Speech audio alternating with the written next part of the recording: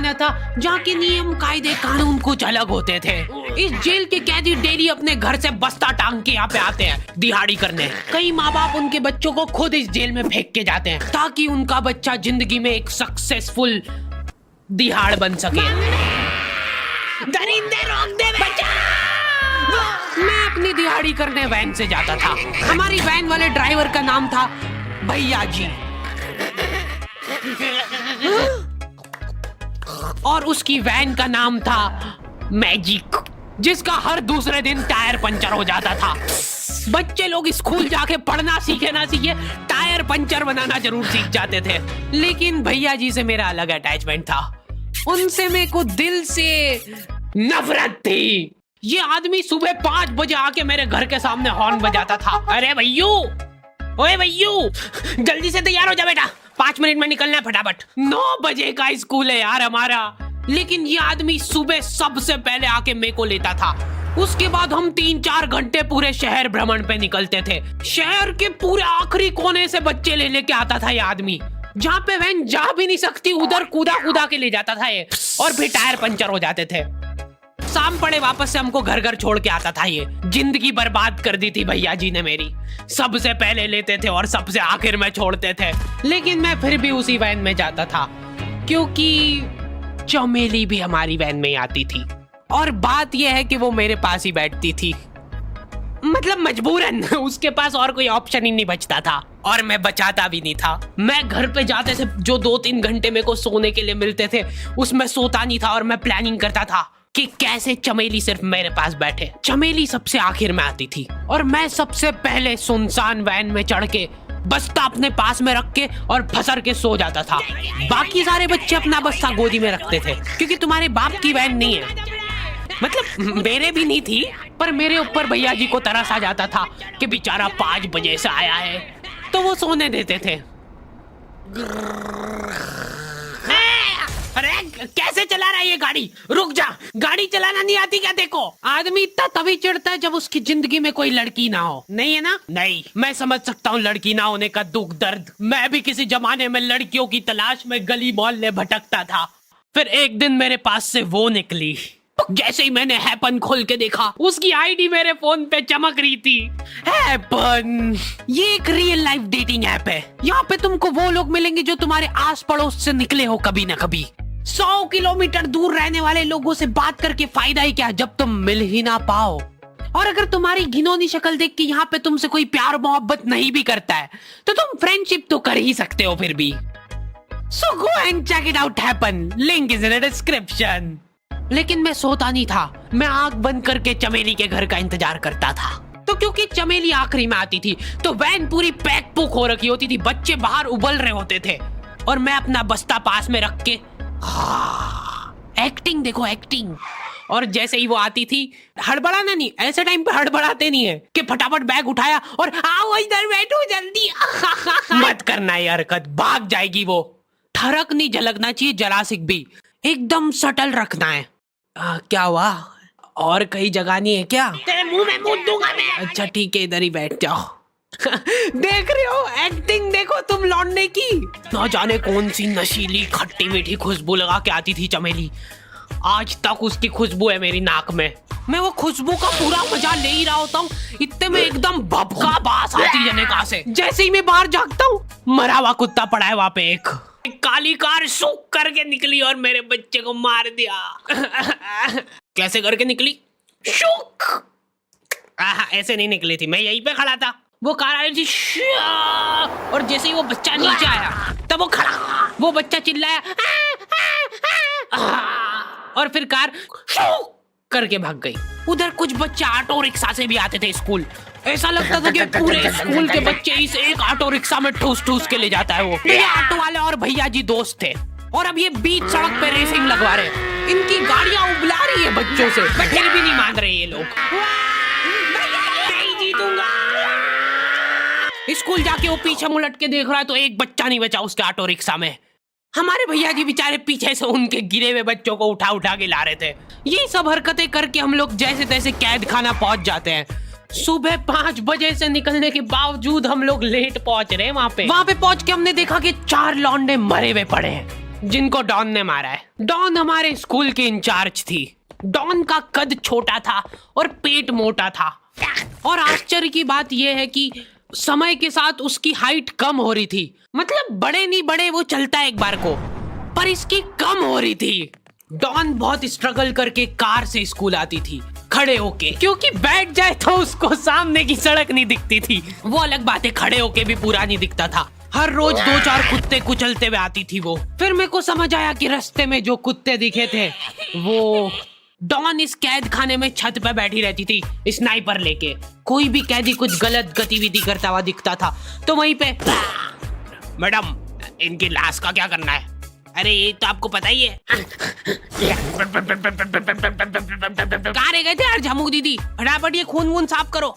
झमू दीदी बुलेट से स्कूल आते थे और ये अफवाह फैली हुई थी पूरे स्कूल में कि उनके घर पे मर्सिडीज भी है, लेकिन झमू दीदी हम्बल रहना पसंद करते हैं। ऐसा कहा जाता था कि ये स्कूल ऑन पेपर झमू दीदी के नाम पे ही है, पर वो हम्बल रहने के लिए यहाँ पे झाड़ू पोछा लगाती है। वैसे मैडम इन्होंने करा क्या था? गैर कानूनी पेन फाइट का सट्टा खेलते थे ये लोग क्लास में।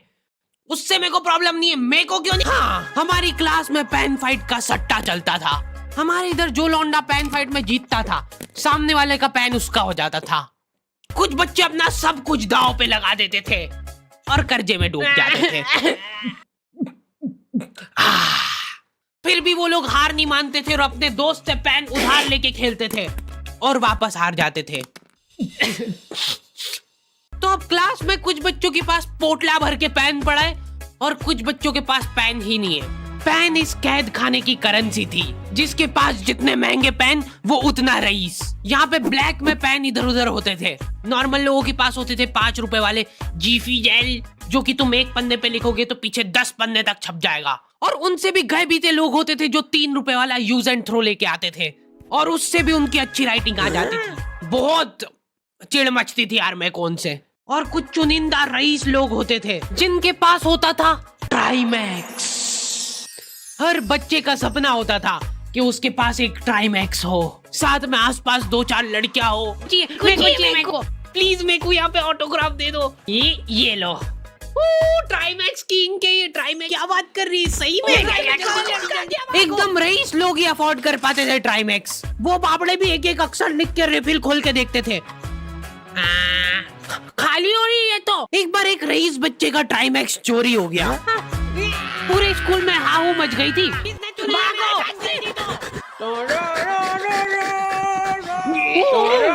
देखो, उस दिन हमको पता चला कि वो आदमी दौड़ भी सकता है।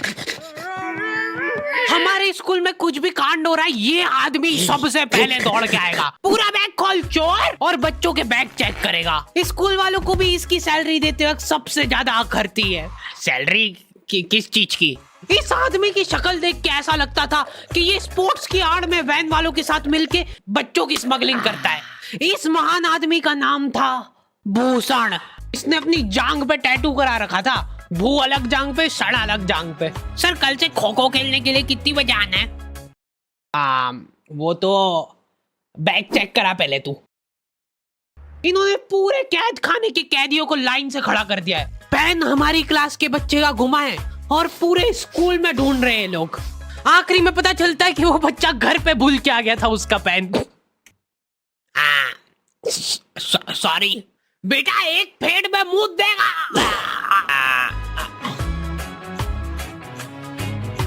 ऐसे तो नमूने बच्चे थे हमारे स्कूल में, और टीचर लोग उनसे भी गए बीते थे। हमारे स्कूल में टीचरों को उनके नाम से कोई जानता ही नहीं है। बच्चों ने उनकी हरकतों के अनुसार टीचरों के नाम रखे हुए। हमारे इंग्लिश वाले टीचर का नाम था छोटा भीम।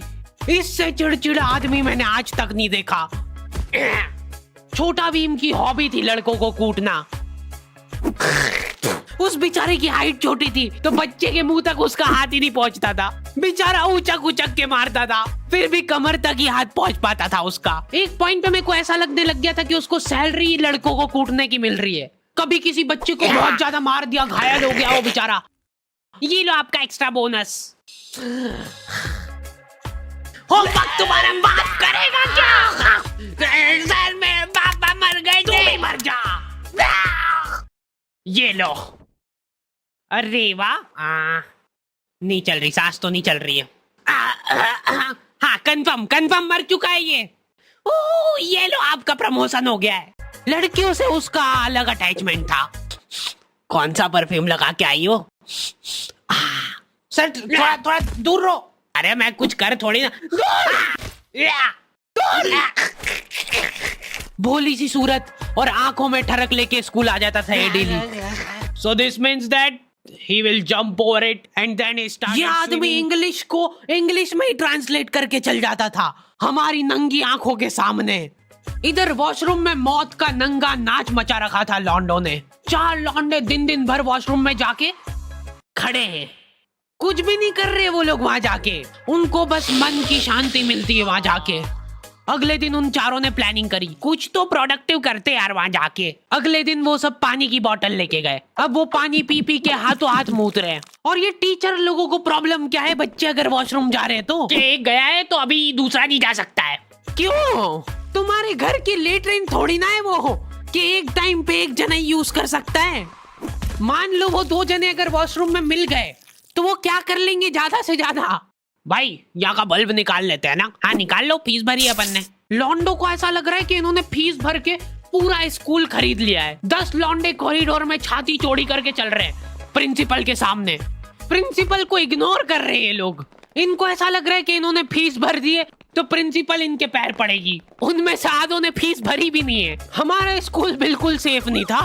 हमारे वॉशरूम में चोरियां हो जाती थी यार।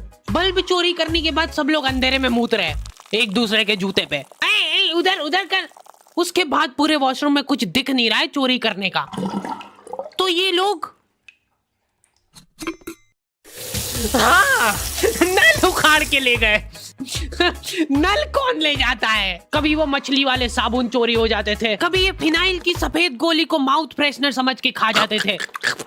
भाई इसको चबा मत, इसको चूस, ज्यादा देर तक चलेगी ऐसे।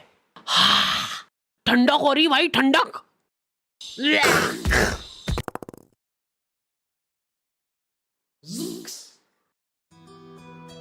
ओके तो दी एंड हो चुका है।